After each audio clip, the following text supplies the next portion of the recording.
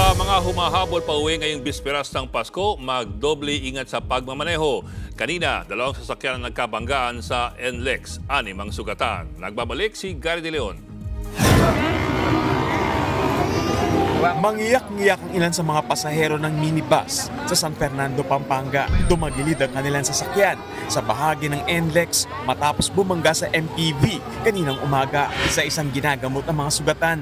Ayon sa pamunuan ng NLEX, 5 sa mga pasahero ng minibus ang lubang na sugatan, habang isa sa 4 na pasahero ng MPV ang sugatan din.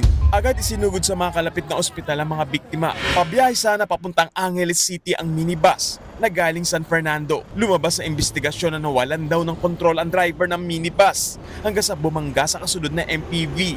Apparently, sabi from the driver na may lisensya na parang tumutunog. Running siya sa lane 1, yung innermost lane.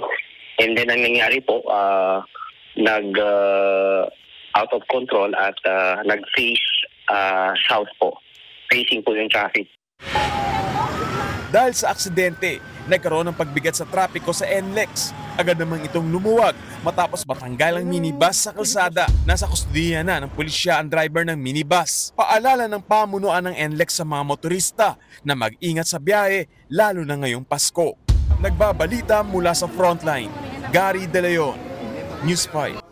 Mga kapatid, Ed Lingaw po, maging maalam at may pakialam sa mga napapanahong balita sa ating bansa.